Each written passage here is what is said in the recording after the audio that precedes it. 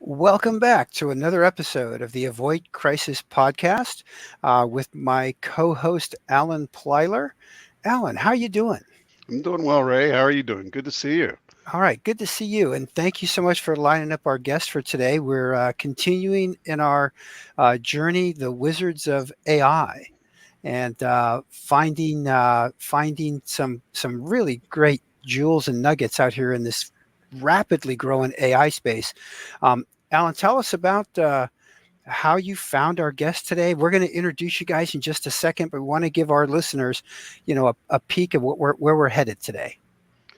Well, as you know, first of all, I'm going to introduce both. We got the CEO of Pangea Social here, Lawrence Hall, and we have the head of growth here, Eric Forst. And to give you a little bit of background of how I met them, I've been going to a lot of the AI get-togethers and networking events, and that's where the VC capital investors and where the founders and a lot of the participants in the AI world have been meeting. And one of the events that I attended, Eric was actually one of the speakers. And so he ended up giving a little bit of a speech. He said something about his background in writing. And so I walked up to him and I said, everyone else was trying to talk to him. I said, so you're the poetry man. And with that opening, I kind of got him to loosen up a little bit. And we started talking. And then from that, ended up getting a chance to learn a little bit about what they're doing. And it's a really exciting thing that's happening. And I don't want to take away from a lot of how they can describe it. So maybe we should just jump in and talk to them a little bit about what they've done in AI world and this amazing tool that they brought together and where it's going. Sounds great. Welcome, Lawrence. Give us a minute about your background, Eric. We're going to get to you next. I want to hear this story with Alan, but Lawrence, welcome to the show, and introduce yourself, please, and tell us a bit about Pangea Social. Sure. So Pangea was born from a desire to improve online discourse. And because we saw such a degradation in that discourse as social media has evolved, the urgency of this has just been rising like every year. And our personal experiences, not only with like divisive, unproductive online interactions, but also with, deeper issues in society is what really propelled us. And so I think that the thing that really grabs me about social media is that it affects our belief structures, and it affects them directly, and it affects them in invisible ways that we can't really track.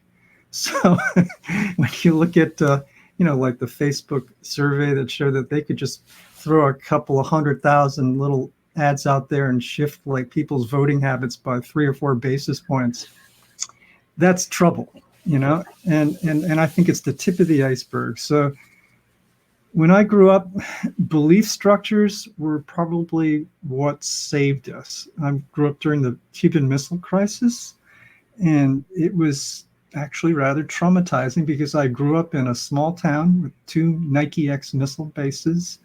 I was a Cub Scout, so I got to visit, the control site and talk to the radar techs. And as a Cub Scout, I asked, how long does it take from the time you pick up the missiles in the Alaska frontier to the time they're going to hit us right here in town? And the guy says, well, you got about 13 minutes. And I went back home to my mom and I said, why did you pick this country to move to? And she said, they were refugees from the Second World War. They could have picked any country, right? But they picked this one. And she says, well, I picked this country because in World War III, this one is probably going to win. And I go, well, okay. I still had nightmares for weeks. So it was like, I realized that there are just a handful of guys that they were in a position to push the button. And if any one of the 6 of them had pushed the button, we wouldn't be talking here today. And when I realized that, I was thinking, wow, it was just their beliefs that stopped them. That was the only thing that stopped, us from annihilation. So I decided beliefs are super important. And when I went to school, I tried to get to the bottom of why some people would choose to destroy the world and other people would choose not to, and tried to figure out, well, where does that line of reasoning start? Or if it's not even reasoning, where does it start? And of course, as you imagine, a school wasn't really the place where they answer that question. So I had a very interesting ride through, I don't know, Exeter and Columbia, and one in maybe 10 professors would even, just tickle the subject a little bit. I started finding out things that that I found quite disturbing about philosophy and science and how it was all developed. One of the most disturbing things was I took operations research as a major and studied linear programming, and I realized that linear programming is a way to make a lot of money, and yet it was completely heartless. I mean, when a linear program optimizes the economy, there's no heart in it. It will just like reassign resources based on profit alone. And it occurred to me that there was going to be a problem, because eventually that profit motive was going to make people really unhappy. They might be making more money than ever, but they were going to be miserable because everything they cared about was being just completely swept away. So I thought there had to be a better way. There had to be something there. And, I don't know, it was a rather depressing time. So like my first job out of Columbia was working in a tax leverage limited partnership brokerage that had a trading program that I was assigned to. It was like a little service bureau for the first bunch of program traders. And so if there was any great, you couldn't imagine, it was really, the movie Trading Places was exactly where I was working, except that the timeline in the movie was compressed. Like what happened during the span of the movie would take 3 years where I was working, but it would still happen anyway. It sounds, Lawrence, like you had a lot of different thoughts, and there's a lot of balance that you're talking about. One is that, people need to work in order to make money. And at the same time, what they do and how they express their thoughts, it really has an influence on other people. And we see that in the work environment. We see it in the media. And from all those different experiences that you had the opportunity to make a lot of money. And you may have done pretty well, but at some point you had a turn to where you said, okay, I'm now going to focus on this. Yeah. And that focus on this, what was that? What was the moment that kind of drove you to that? It was really hard on my health working with these people who were total egomaniacs, and I couldn't do it anymore. And at a certain point, as much as I wanted to just make enough money to retire and just get out of there, I couldn't even hang on quite long enough for that. So I looked at everything I did, and the programs I was managing were actually very interesting. There were some of the first programs that used options to predict when the stock prices were going to, because the theory was the options were being bought by people who were a little smarter. So what they did in their trades were going to be a presentiment of what the market was going to do. So we had that program, and it was actually used as one of the 8 primary programs at Bear Stearns, which is how that company was keeping itself afloat. It was like every month we had to bill Bear Stearns for this indicator that we were carefully curating, and so I learned that this was a big time deal. I could see that program trading was going to be the future. We were the first, And I saw that the most invaluable thing about it was the AI. It was the idea that the computer could detect something that the people could not. That there was something in all that data, all those options trays added up to a meaning that was beyond the reach of a human being, and you had to use a computer to get to it. So I studied that subject thoroughly and found all the best researchers at that time. This was like 1985, 6. The best ones were all at CMU. I mean, Jeffrey Hinton, the father of neural nets, he was at CMU. And Herb Simon, the Nobel Prize winning economist, CMU. And the guy who proposed the idea of hill climbing and AI, where the AI is self-optimizing, also CMU. So I said, I got to head over to CMU, and I moved to Pittsburgh. People on Wall Street thought I was nuts. You're going to give up this career here? I had offers at all these institutions, and they're like, And I probably should have taken one or two, like looking back on it, it would have been a much easier life. But Well, you were like right there at Three Rivers Stadium, so and yeah, I now really Heinz was. Field, I and actually made a yeah, wish that I would work for some kind of like important company right there at, there's this train plaza they renovated into Station Square, which is like, hmm a really nice shopping sure. mall. And so I sat on a bench at Station Square and I said, I make this wish now. I'm going to have a really great job here at Station Square with really great people. And what was really weird is I had just finished my first day at work at a job just like that. Went down to eat lunch, sat on the bench and says, damn, it's the same damn bench. I got my wish. Eric, I don't know if you know this, but where Pittsburgh is, there's two rivers that come together to form the Ohio River. They, you've got the Allegheny coming in there, and then you've got the Monongahela, Youghiogheny branches that come back in, and they form the Ohio at a place called Point Park. But right around that area, there is a replica steamship type thing called the Gateway Clipper, and that's a big thing to get your celebration for. So when you guys go public, maybe you can go ahead and charter out the Gateway Clipper and bring back some memories of the time that Lawrence has been here in Pittsburgh. So yeah, well, that's a crazy city. Yeah. Really, I think the best thing about the city is it kind of forges you because you become very internal in a city like that.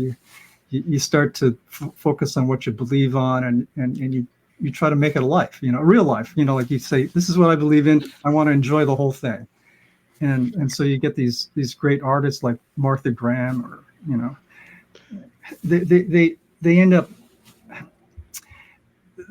never letting go of their dream, which is what I like about Pittsburgh. But on the downside, it's a tough place to make a buck. So Pittsburgh was the route, where I think then your AI path started. Yeah. So jump us now forward then to how you then implemented that in Pangea Social, and then once we get that foundation, Eric, I tell you, you're up next, and we're going to talk about how do we take that idea and grow it. So before you jump into that, I wanted to just add one other thing about when Lawrence is talking about CMU, you may not know just how much tech is involved in Pittsburgh, but autonomous driving, a lot of the fundamental logic that we have in autonomous driving, so think about all the different vehicles that are out there right now, comes from learnings that came from the tech centers in Pittsburgh. And part of the reason was that it was one of the most difficult places to drive around. And so they figured, what a wonderful battleground to test the tech. So, I got to see one of the very first autonomous driving projects at Pittsburgh. And it was pretty funny because, you get a bunch of very young grad students and they put together this algorithm. And so there's this autonomous vehicle is trying to follow one of those twisty paths through campus. Mm-hmm. And so it shows the camera, it shows what the camera sees, it shows every single thing. It identifies objects like where the edge of the path is, where the trees are and all that. And so it's coming up the path and it's doing fine until this female jogger runs by with her white pants and her white shorts, and her white shorts are wiggling around. Sure enough, the thing goes, draws a thing around the white pants and starts following her. And it goes right off the path. And I'm going, sure enough, a bunch of grad students would latch on to the jogger and follow her. We're going to come back to that concept. We're going to talk about bias in AI. But I want to get to the foundation, how Pangea, that it got started, and then we're going to talk about the growth of that idea, and that's where Eric's going to come in. So Eric and I had a startup earlier called Synapsify, and we had taken a dictionary that was the WordNet dictionary, and used that in combination with some sentiment detection algorithms to do this early sentiment detection stuff for people, to keep track of how well their marketing was doing and that kind of thing. So the problem was the dictionary was never enough. It never had the right terms in them. The terms weren't weighted properly. We needed some way to automatically construct dictionaries. and I probably spent half of our burn trying to construct an automatic dictionary constructor, and didn't quite get there.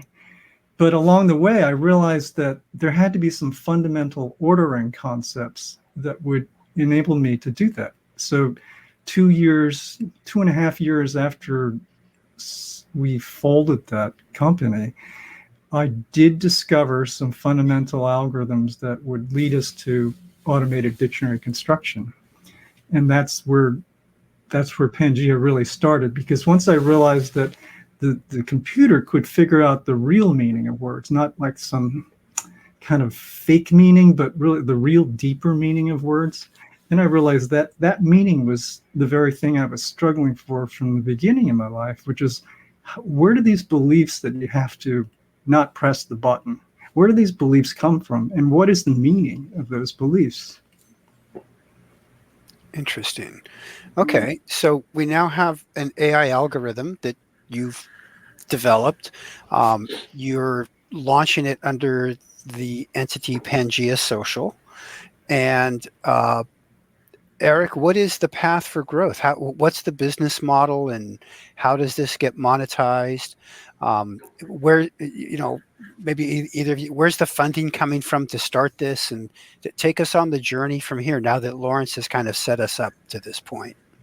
Sure. I'm happy to take you through that. I do want to just back up a step and talk a little bit about how I got to know Lawrence and work with him on this project, and then I'll segue into the growth path. So, as Lawrence mentioned, when we met, he had this startup called Synapsify, and I had been working with AI at a company called Visible Technologies from 2007 to 2012. We were one of the first companies that did social media sentiment analysis. And, we had positive, negative, neutral sentiment. We used machine learning and NLP, and it was pretty good. And we had sold it into the Obama for America campaign, and they were using it for precinct level sentiment analysis. And it's one of the great regrets of my life that a few years later, Cambridge Analytica picked up on that technique, and they perfected micro-targeting content based on precinct level sentiment analysis to kind of, create this authoritarian movement around the globe on social media. And so when I met Lawrence, he had 32 different dimensions of sentiment and a much more nuanced way of thinking about it. And as he mentioned, we ran into these scaling problems with this manual dictionary construction. So I was really excited a couple of years ago when he filed the new patent that forms the basis of Pangea Social, and we had a way to really address the root cause of this sort of social media dystopia that has been unleashed on us by these algorithms. So the problem is that you have ad-supported social media, and when you have an ad-supported network, that's how you make your money. You optimize the algorithm for moral outrage, and you can look at The Social Dilemma, or you can read Twitter and the Tear Gas by Zeynep Tufekci, and they've interviewed all the engineers at YouTube and Facebook and Twitter, and they all admit, this was the easiest way to increase time and attention on our platforms, was to just get people really angry. And Lawrence has a way of describing it as a cognitive black hole of addictive anger that these algorithms have created. So our vision is to not do that and to monetize through subscriptions. And, I think Elon Musk came to that conclusion, that he doesn't like having to rely on advertisers either. And he's been trying $7 blue check marks and $16, creator models and all kinds of ways to try to get subscription revenue. But that really is an essential component of this, to change the incentive structure, which is that instead of this sort of implicitly gamified experience where, we give the big platforms all of our content, all of our time and attention, and in return we get a dopamine hit. Lawrence and I have a vision, which is, let's have a circular economy where people are paying into the platform through a subscription model, and they have the possibility of getting all of their money back if they optimize their content to the algorithm. And if they do that, they get points, and they get recognized on a leaderboard, and that point system can translate into a reward structure. So that's our vision, our roadmap for how to monetize this.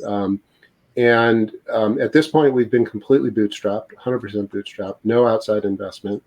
Our vision is to raise most of the money through crowdfunding because, we really envision what Lawrence and I think of as a circular economy, where the creators are the ones who are putting in a little bit of money and potentially getting all or most of it back, where the top writers could potentially make a living through their earnings using our platform. And so we see crowdfunding as a way to really remain in alignment with the ethos of this platform and of this AI. So that's what we're looking at. We are also talking to angel investors right now, and are open to very mission aligned angels who like our vision and want to support it. One thing that you may not be aware of, Ray, is that I've actually done quite a bit of work with the Pangea Social platform. Eric permitted me, based on my writing background. As you know, I wrote for the Chicago Sun-Times for a number of years, and I also was editor of my college newspaper. And so I had a lot of different writing background and style, and I went to use the Pangea Social site as one of the beta testers. And I got to tell you, I was amazed at the algorithm. I was really surprised at how it was able to direct me to communicate in a more effective manner and in a more structured type of discussion. Because what I found from my writing, and Eric can attest to this because he saw some of the samples, was that it was very much a one thought upon another thought, where the reader would have been a lot better off just getting a simple statement at the beginning and then going further. And it could be just part of the writing style, but the point that I'm making is that I think the same thing that I do is in my writing is just to communicate the way I normally communicate. And I think a lot of people do that in their emails, and a lot of people do that in their conversations, and they write something or even prepare a paper. And what this really does is it really helps you to understand that certain words have tonality to them that people interpret in a way that you may not understand yourself. So there were many suggestions, because the site itself will say, well, here's some things that you should really think about changing. And what is interesting about it is that it really does follow a lot of the logic of other AI models that I use. So, I use AI every day. I'm building a lot of things on my own founder level. So I'm doing a lot of different things that are kind of fun and exciting. We can't talk about them now, but I'm using AI. And what I'm seeing from Pangea Social is that they are a step above even some of the large language models that we have right now. I don't believe can do what Pangea Social is doing. So if there's any investors out there that are interested, you've got Lawrence and Eric to start talking to, but you're going to have to work through me, because I'm going to try to step in front of them. So let's talk about this a little bit, about how it identifies the type of language, and whether it's a word that is inciting, certain emotion versus being more neutral, being more inclusive. I've read words like this on the website. Lawrence, how does the algorithm do that, and is it learning from the community as it goes along too? Yes. So you have in the dictionary, it's a dictionary of bigrams. So each word combination is being tracked separately from each other word combination. And then it turns out that some word combinations have more dimensionality of meaning than other word combinations. So some bigrams are flatter, and some have a kind of a bushier way of reaching out into other words. And what all these suggestions come from is the desire to get your writing to branch out faster, so that you're touching more of the world of meaning, and you're doing it with less words. Interesting. Is there a risk of either of certain kinds of bias, like let's say cultural or gender or age? How are you addressing bias this area? Bias is an interesting phenomenon when you look at the map that it internally draws of what you've written, because it looks at bias as a way as a case where you branched out into something that's sort of a dead end. And it could be a dead end for two reasons. One reason might be that nobody's going to understand you. Like you said something that is kind of like a bit of a non sequitur. So that's a dead end from that standpoint. And then the other dead end is where you've said something that is just leads to more of the same. Like you said something that's kind of like a tautology or self-reinforcing viewpoint, So like if it turns out there's like 5 ideas you believe in and they all just point to each other, that's very bad. And the dictionary can find that. So when when you're getting this guidance, it's trying to keep you what we call open-minded. It's trying to keep you and your audience on an open-minded frame. And that we think is what really is the driving force behind Socratic dialogue. I mean, all the things that Socrates taught was to become more open-minded and not to ever give up the struggle. Interesting. Eric, how do we take this model and grow it? What's your path or plan or your vision for how we get a critical mass of users to really give this thing some legs and to go? So yeah, there are a couple of things. One is really honing in on the ideal beta tester, which is someone like Allen, who loves to write, who is very thoughtful about the way they like to use language, and really it has maybe had an experience of a human editor, and they really enjoy the way that Pangea can provide that kind of external guidance, that more objective viewpoint on what you're doing that a human editor, a really good human editor, can give you. So we've identified a great group of beta testers who fit that profile, who are using the initial beta product that we have and giving us feedback on how we can make it better. Beyond that, the next phase is how do we go viral? How do we create this critical mass? And that is going to involve really influencer marketing, just kind of and so we have some great advisors lined up who have communities of 300,000 people or millions of people who are in our beta group. And so as we get the product a little closer to being ready for production, where we add some more of the critical features that need to get added. Like right now, it's just a writing editor, and so we're getting ready to add the conversation thread component. That's where we can then start bringing in, you and Allen and other early fans that we have of the platform who have communities, and getting them to bring their existing communities onto the platform because they see the value in it. A lot of these people would be what we would call journalist activists. So they're really interested in the way that belief structures inform online communications, and are very passionate about how we can transform social media into a place that supports democracy rather than tears it down. So are these beta writers more like a journalist type of person, or bloggers, influencers? Yes. Yeah, absolutely. That's the profile. That's our ideal beta tester for right now. And we believe that from that core group, it will really accelerate, because these are people who are good writers also. And so just like in the early days of Facebook and Twitter, it's something like 80% of the people wouldn't write a thing. They just like to read what everyone else was writing. And so, we think there's a lot of people who will come here because it's really entertaining. There's going to be great content, great conversations optimized using this algorithm. Just like people, like I pay $50 a year to have that premium Medium subscription so that I can see the best stuff. We believe there are a lot of people who will come to Pangea Social for that same reason. I wonder, Ray, if you can pull up the website and just kind of show our audience a little bit about that. Maybe we can just talk about some of the things that it actually does. Sure. Let me get that up here. Give me 1 second. I mean, one of the things that I think is really interesting is the fact that it gives you almost instantaneous feedback.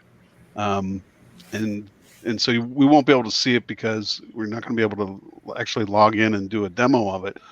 And but there on that screen, on this screen, Go ahead, Eric. It's basically a Grammarly style interface. So whatever you're writing, it will automatically highlight areas that you should address, and then it gives guidance, like Alan was saying. Hey, consider removing these words. It doesn't tell you what to replace them with, It forces you to think about how you could say it more concisely. And when you follow that guidance, it, as Lawrence was saying, it creates a higher dimensional way of expressing an idea that will engage a conversation and engage a more open-minded conversation.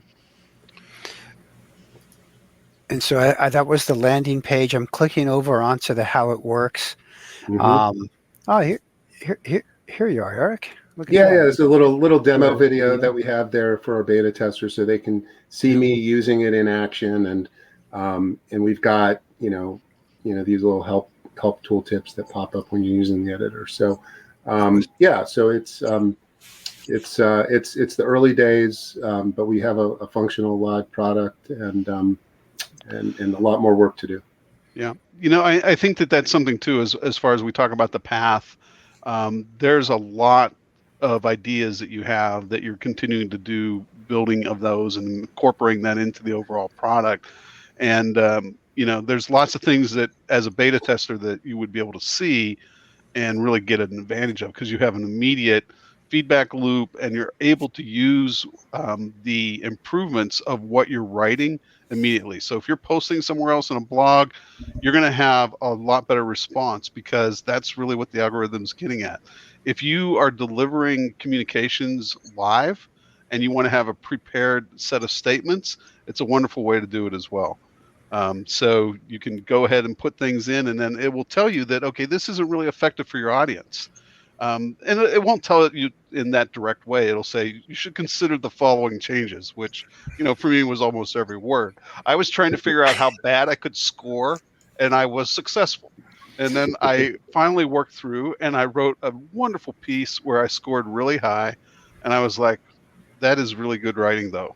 And so I'm a validator of saying that, given my writing experience and everything, I know that it definitely is taking advantage of AI in a way that, I don't think that the other models that are out there can do. So again, going back and saying, I believe that the Pangea Social is really onto something, and they need to get funded, and they need to continue the work they're doing. I know, Ray, we're coming up on our time here too. Was there anything else you wanted to ask? I wanted to throw out one other idea to Lawrence and Eric, and I do love, Alan, how we do these things. It's really fresh. We don't rehearse. We don't talk about questions we're going to ask and things like that. So, look at these guys. They're laughing already, going, okay, where are we headed? But, okay, I'm a CPA. I'm a technical guy, right? So I do a lot of technical writing where, use specific words and stuff like that. And I want to talk about the evolution of the concept of what you do. And I think it's fantastic, by the way. I think that I've avoided a lot of social media for the very reasons, Lawrence, that you talked about earlier. It's just,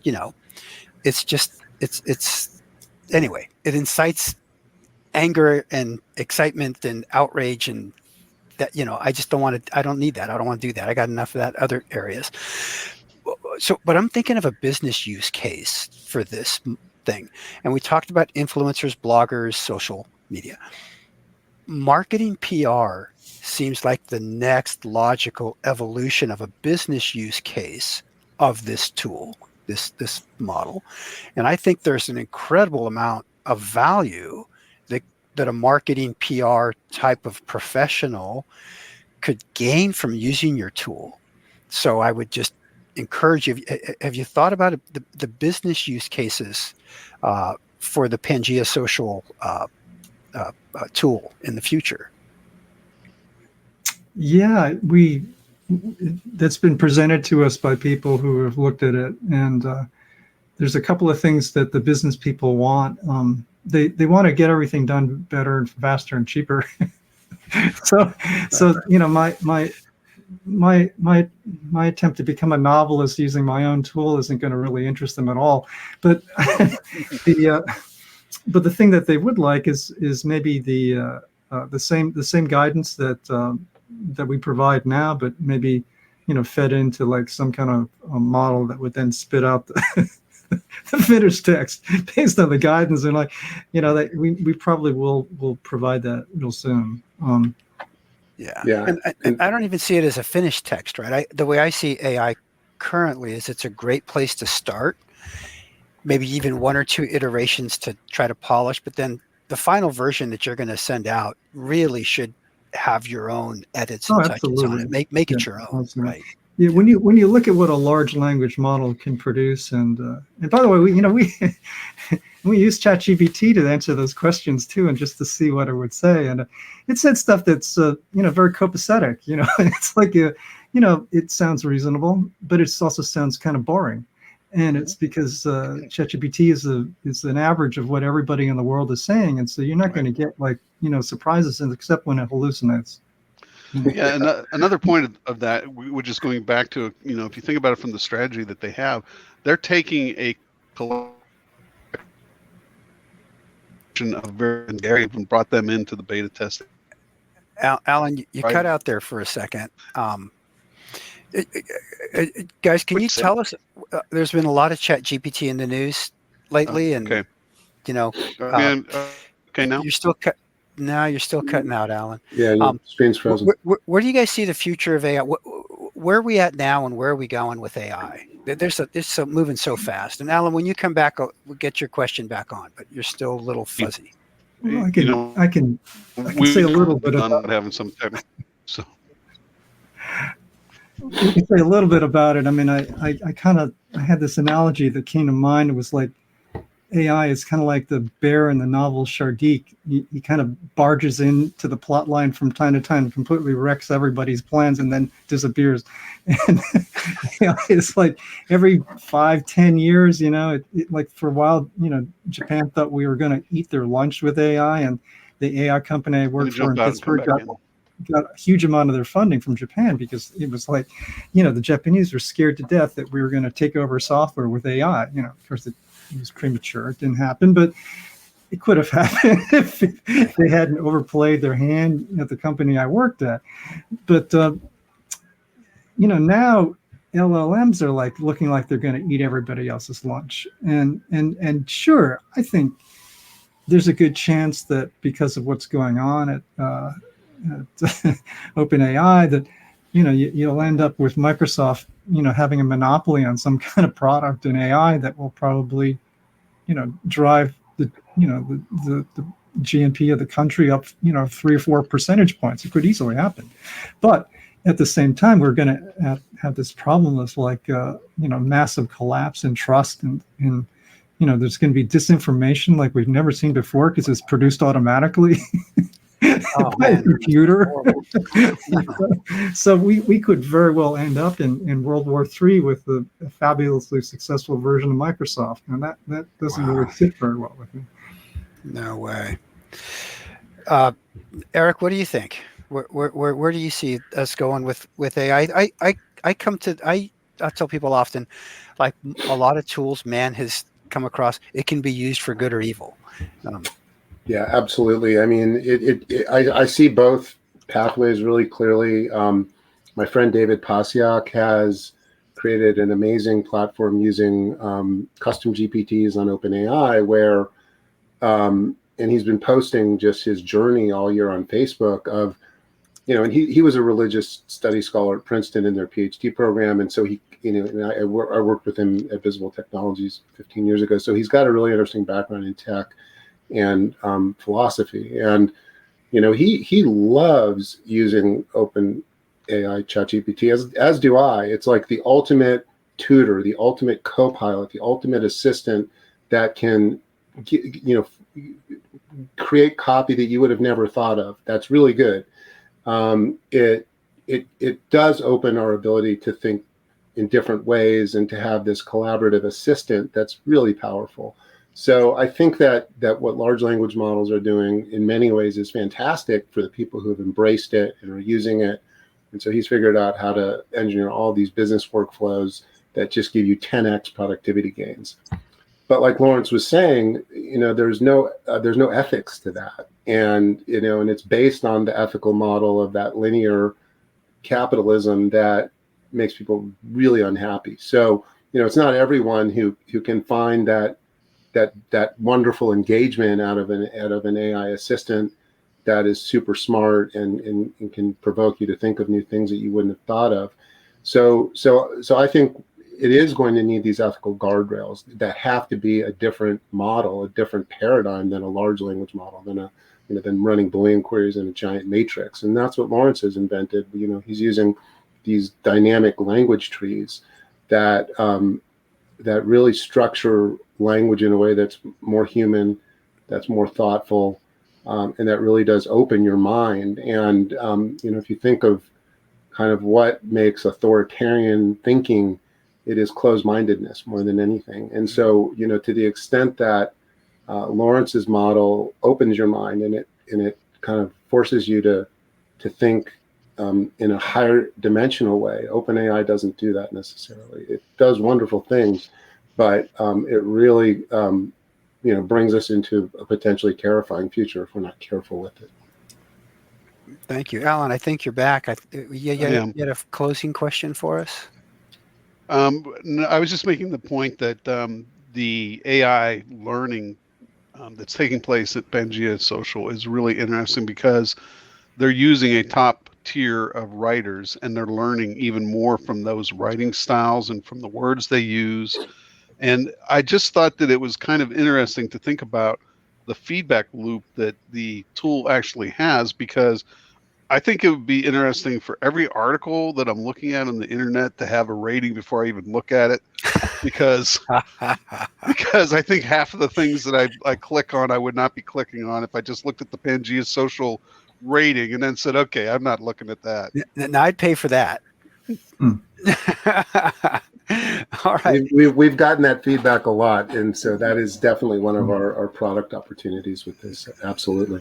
Sounds great. Well, I want to encourage all of our listeners to check you guys out. Again, this is Pangea Social, PANGEA social.com, pangeasocial.com. You can click right there to become a beta user and participate in this product development, as we've talked about here in the show. Lawrence, if our listeners would like to get a hold of you or contact you in any way, what's the best way to do that? Send me email, and you want to broadcast that, or you want to go to the website? Pangeasocial.com. Just send me an email and get back to you. All right. And what was that? That again, it was LAU. Okay. At pangeasocial.com. Sounds great. And Eric, if our listeners want to reach you, how do they reach you? Eric at pangeasocial.com. Ray, how do we reach you? I am Rey, R-E-Y, at avoidcrisis.com. And we welcome listener feedback, ideas for stories and guests and storylines. Alan, what about you? What's your contact info? Allen, ALLEN, at avoidcrisis.com. And we encourage our listeners to subscribe and to continue to hear all the different things that we're talking about at Avoid Crisis. We have so many different things to talk about in the future. And the future is going to be very different as a result of AI and by the type of founders that we're talking to today. So hope that people are going to tune in, and very thankful to have both you, Lawrence, and Eric today. And thank you for your time. And it was really great having you and learning more about Pangea Social. And we hope that you have a great response from this. Thanks for having us. Really appreciate it. Okay. All right. Thanks. Have a great day.